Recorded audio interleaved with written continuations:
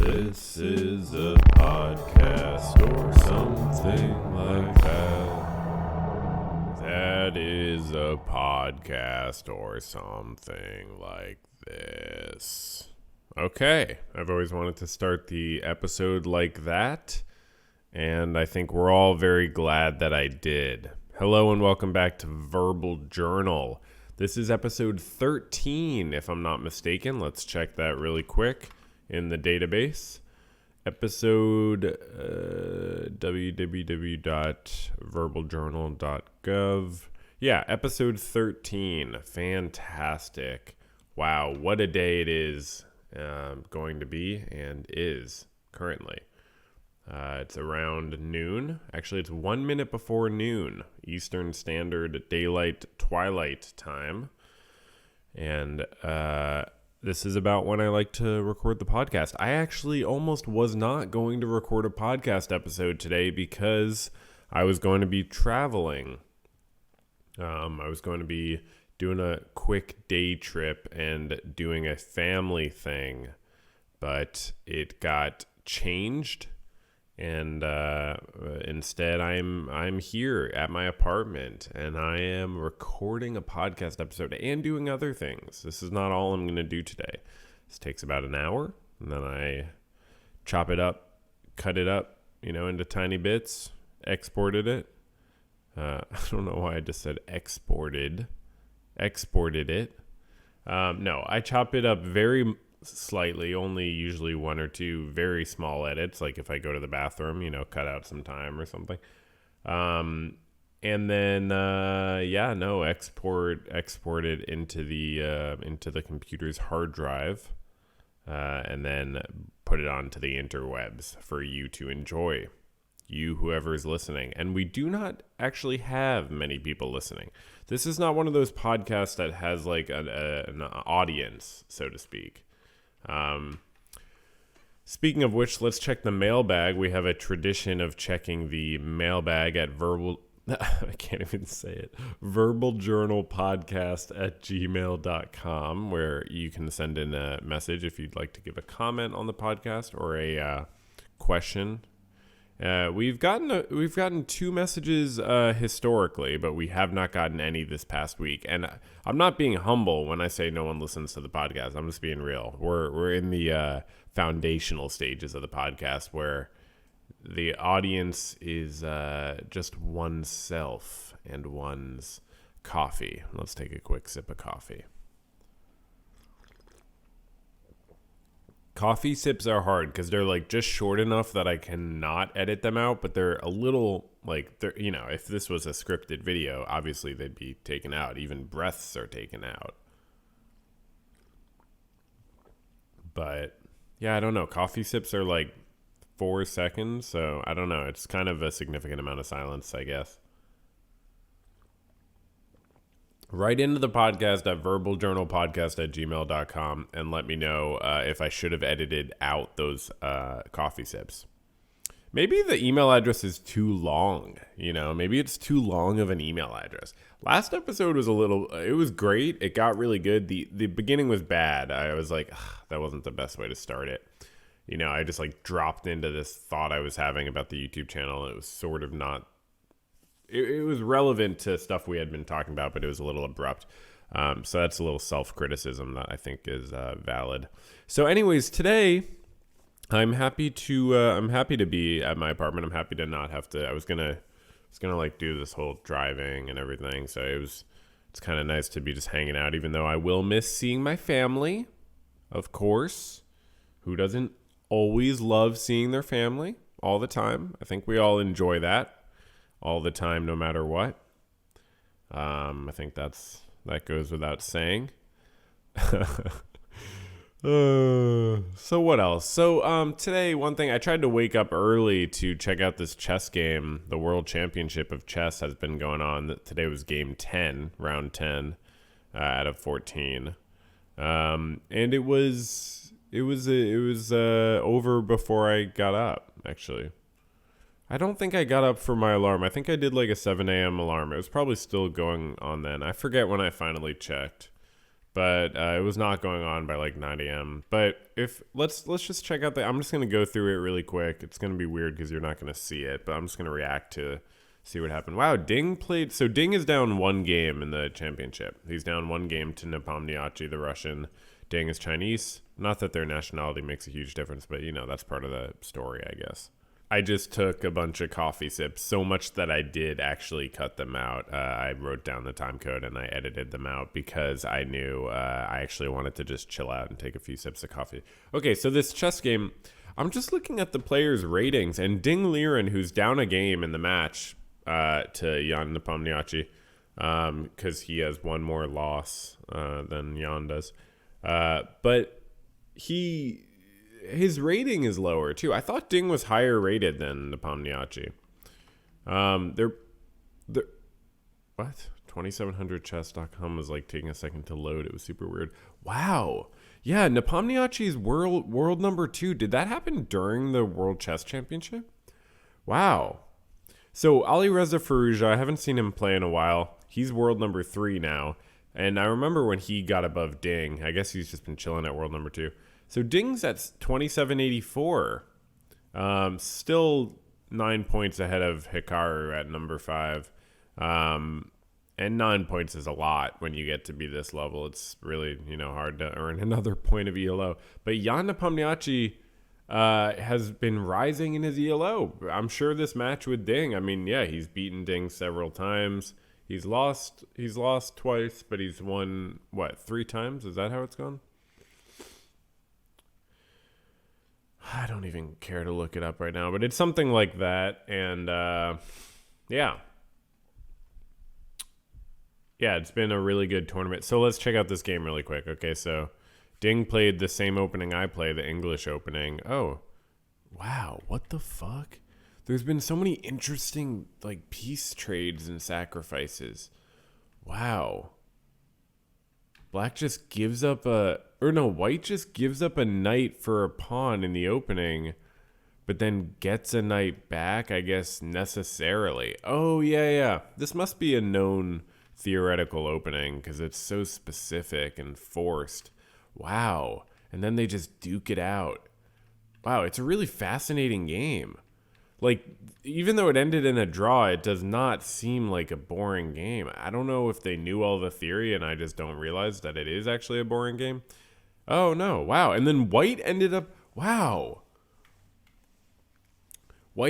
with 2 pawns when they each had a rook, but White had 2 pawns, still could not protect them, and then traded the rook, had 1 pawn left, and had no way of queening it because it was the H pawn.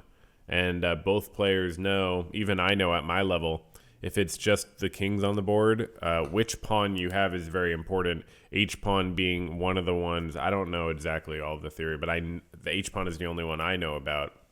The one all the way to the right side of the board if you're playing White.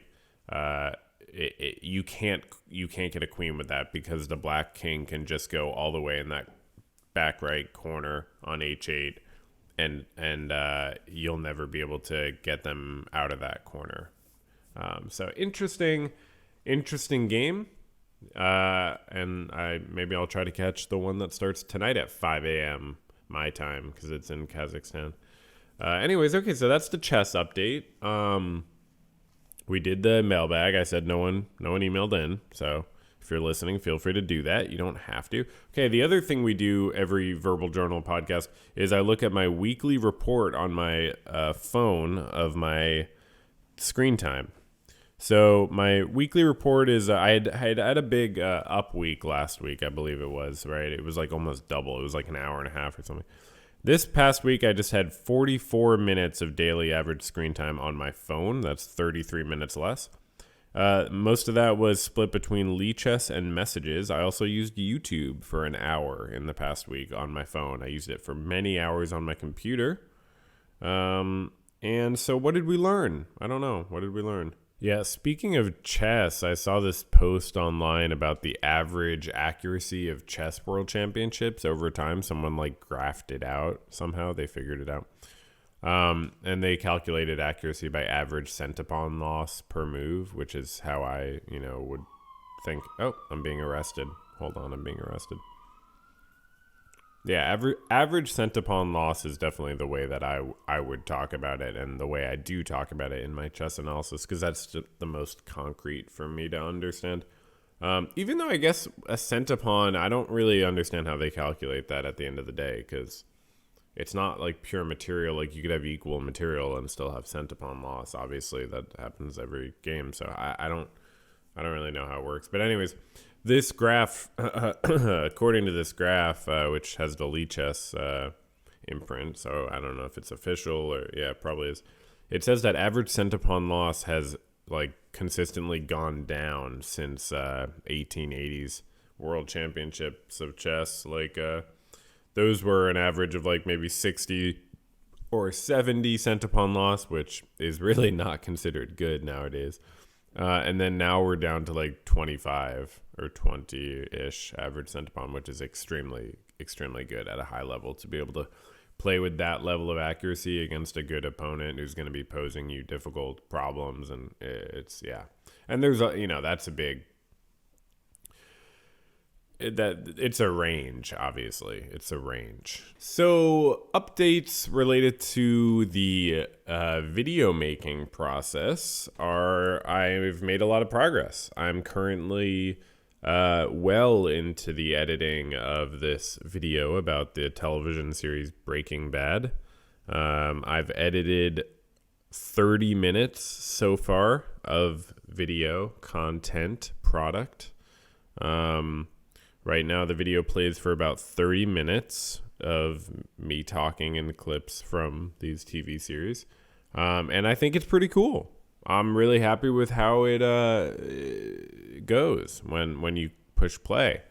So I'm really enjoying like just going and putting more effort into how it comes out visually. It's really cool seeing this script I wrote, and then, recording the audio, and then now really getting to see how it looks visually with each line I deliver and each, where do I do the cuts from one clip to another?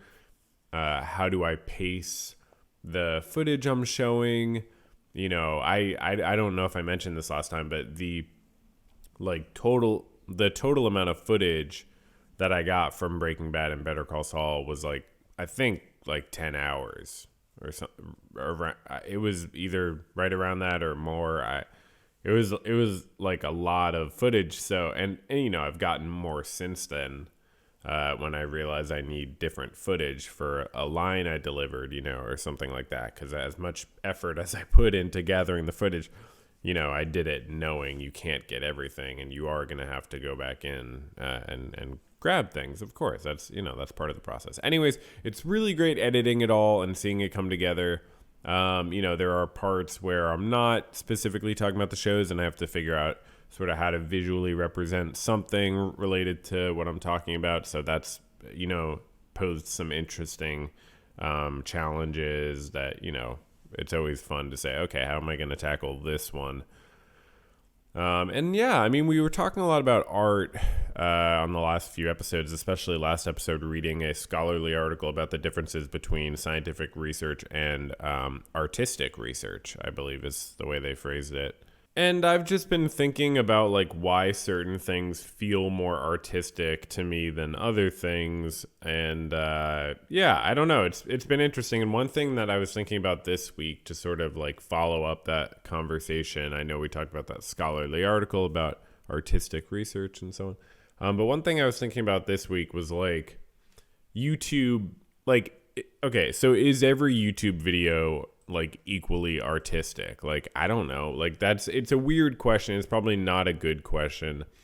But it comes to mind for me as I cause some, I don't know, I would say there's equal opportunity for art in any sort of creative endeavor. So whether you're doing a vlog or a chess analysis video or a comedy sketch or a video essay or whatever, there's equal opportunity to get artistic and creative, no matter the type of video. But does everyone do it to equal extents? I don't know. Maybe that's an interesting question. Maybe it's not.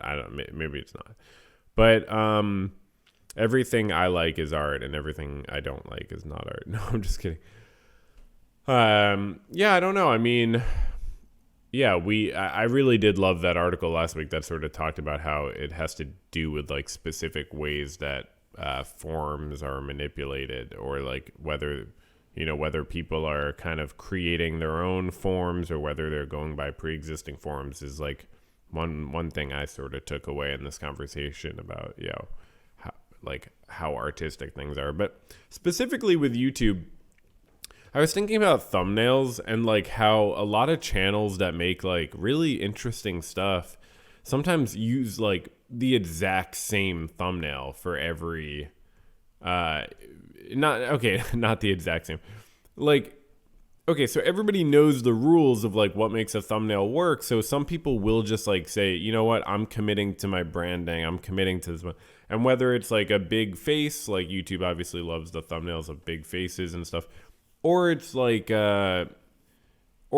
just people using the exact same like big text and like the exact same color and background.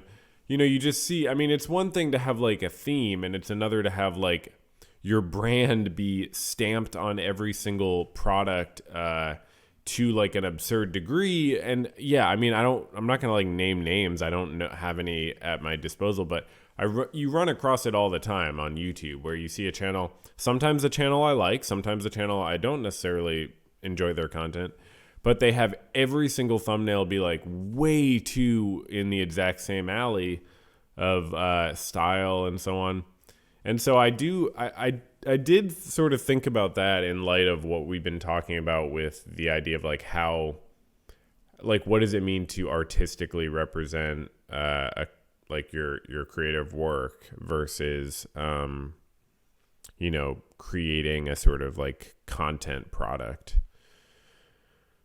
Not saying one is morally superior to the other at all. I have the privilege of, having a job I like that pays me well, well enough to survive. That's a pretty big privilege. I mean, getting to go to graduate school and stuff like that, and like not even like being in debt, that's just a huge privilege. And I definitely acknowledge that. And I understand that, like, for a lot of people, it would be extremely hard to get to this point where like they have a job they like. And so maybe like they have to, like, YouTube is their main source of income. Like for some people, if YouTube is your main source of income, I understand treating it like it's a source of income, because it is. You can't lie to yourself. You have to eat. You have to pay bills. And does that make what you make less artistic? No, not necessarily. But I believe if work can be more or less artistic, making it for the purposes of financial pressure rather than just for the sake of doing it, is going to put pressure on someone to make decisions that I would determine to be less artistic. So it's an incentive away from artistic sort of energy, I guess, or like motivations, but it's not, I don't know, I'm not trying to say it's like a verdict on someone's work. Obviously people do things for money and still make art. I was actually thinking of this example of like, how like painters will do commissioned work and then they'll do like non-commissioned work. Actually, I was recently at a museum and I saw a commissioned painting by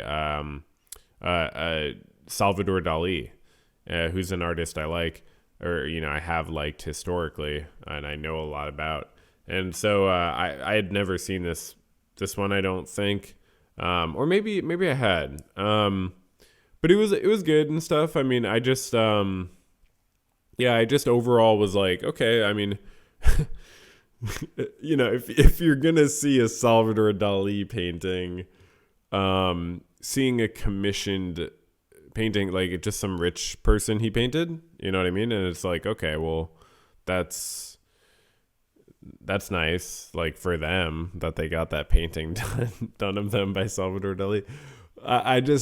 It's not. I mean, it's absurd to even put it in the same realm as as his original works. I mean, it is an original work, but it's like looking at like a postcard like Franz Kafka sent to like his like sister and being like, wow, this is like as good as The Trial. It's like, yeah, totally.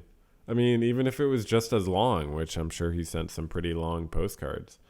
Well, okay, I guess that's not a perfect analogy because I'm talking about doing something for money compared to doing something just out of like, a family relationship. But the point is that both of those are like motivations that are not antithetical to artistic creation, just different, just a different motivation, I guess is what I'm trying to say. So like you can still be motivated by money and make art. It's just like, it's gotta be that the money motivation doesn't make you make all these decisions, doesn't like take over basically, and there's still room for those artistic motivations. I think they can coexist, of course, and they do for so many professional artists, of course.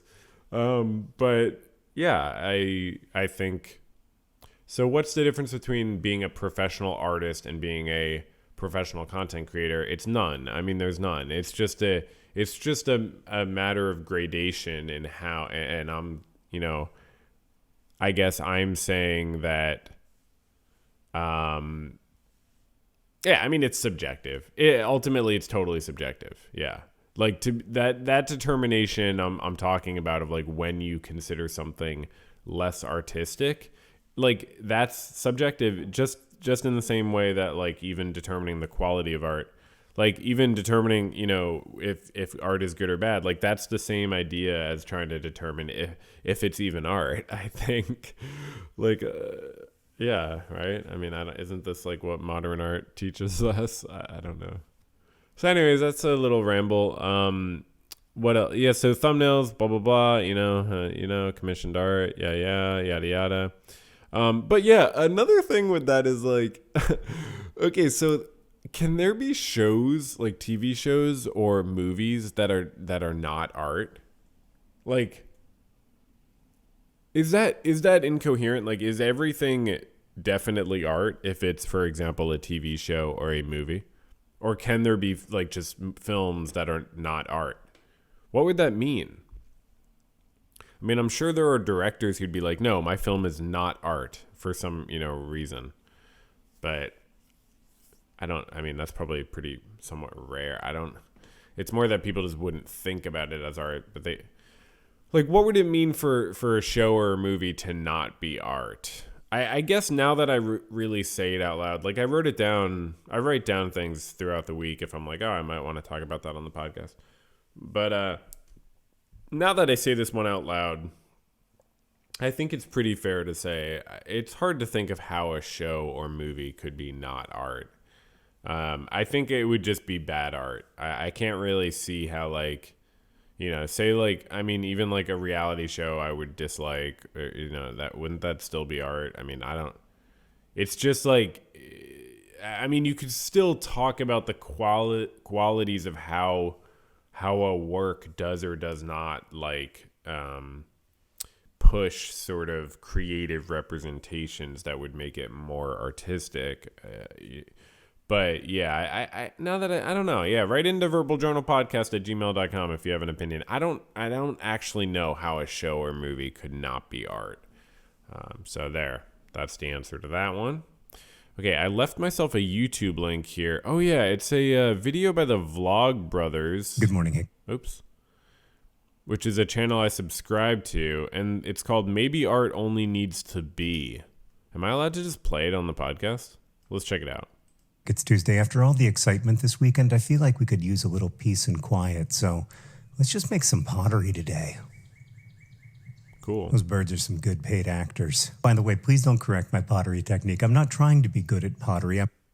Okay, yeah. So far, I definitely agree with the idea of not trying to be good at pottery. I think my computer is right now freaking out that I'm trying to like record this while playing this video, because my computer right now is freezing. Is it still recording? Wow, it is still recording the podcast. Okay, I'm not going to watch this video on the podcast because my computer is, well, I'm trying to distract myself from all the gestures broadly.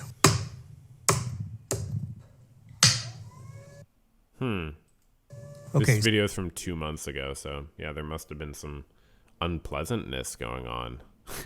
So I'm centering the clay here. I'm making these little closed forms I call secret keepers. The idea is that you whisper something that's difficult or painful or traumatic or whatever into the little holes at the bottom of the secret keeper, and then the secret kind of lives inside the form instead of having to live inside your brain. Wow, that's really interesting from a therapy perspective. That's what we would call a container or like containment. I've definitely, it's not a huge part of my practice, but it's a part of any therapy practice, talking about, like, I don't do a lot of visual imagination, but definitely the idea of like containing and compartmentalizing, something that you share or feel, and being able to feel like you're putting it in some sort of container or compartment, whether it's just visually or having an actual tactile box. That's really cool that he makes stuff like this. I want them to be a little wonky, so absolutely centering the clay on the wheel is not like mission critical. But with pottery, as with brains, centering is helpful. So as of recording this, the 16th annual Project for Awesome has raised just over $3 million for charity. You can still donate at projectforawesome.com/donate. Jesus Christ. They've donated $3 million to charity just this year. Until the end of the day. I don't know what to say about the P4A, except that every year it is awesome in the classical sense of the word: overwhelming, intimidating, thrilling, and above all, beautiful. All weekend long, I kept thinking how lucky we are, Hank, to still be able to do this. So this channel is two brothers making videos sort of back and forth. It's a very cool idea, and they have 3.5 million subscribers. They've been around for years. And he's just doing pottery this whole video. It's just a steady shot of his hands doing in a pottery wheel. They have a very cool channel. To still feel the warmth and the light of this community. It's just incredible. So now that I've got the clay centered enough for my party, I just start to press down in the middle, and it sort of naturally forms sides. Now, I should do a donating thing soon, sometime in this year. Now you're starting to work with a cylinder. I'm going to very inefficiently and inelegantly pull the sides of the cylinder up now so that the secret keeper can have some height to it. The thing about making pottery on a wheel is that the wheel actually does almost all of the work. Yeah. Wheels, by the way, were not initially invented for transport or whatever. They were invented for pottery. Wow. And when I throw pots like this one, I often feel as if I'm doing something ancient. Wow. But in fact, it's not that ancient. Like, both eating bread and drinking beer are older than wheels, and indeed older than wheel-thrown pottery. I think my favorite part of the Project for Awesome this year was at the very end, when our families were on the stream and everyone was celebrating together, and the chat got together and wrote, "We're here because we're here, because we're here, because we're here." That was just so lovely. Wow. That's, what we were just talking about with the idea of something just being sort of just like being existing for its own reason. I guess that's why the video is titled "Maybe Art Only Needs to Be." Kind of written global chorus. The P4A it's just the best, Hank. It reminds me that hope is the correct response to consciousness. Now, there's a word for what I'm doing right now with the clay, but I kind of forget what it is. Basically, I'm trying to coax the walls of my vessel toward each other using very light pressure from my palms and my Yo, I want to do pottery. What the fuck? I want to do pottery. He just has a wheel at home. Holy fuck. fingers. If before I was bringing the clay up, now I'm trying to bring it in. And this is the place where it can, and often does, all fall apart. I have to be everything my highly distracted, internet-based brain does not want me to be. Attentive, steady, patient. It's something close to meditation. Yeah. Once I've got the form closed at last, then it's happy, happy fun time. I'm going to play with a tool here, mostly just for giggles, but also because I do enjoy a spiral, and this lets me carve little spirals into the clay. Sometimes cool I end up wanting to keep them, other times I end up mostly smoothing them over. But even when you can't see the spiral, you can sometimes feel it in your hand when you hold the secret keeper.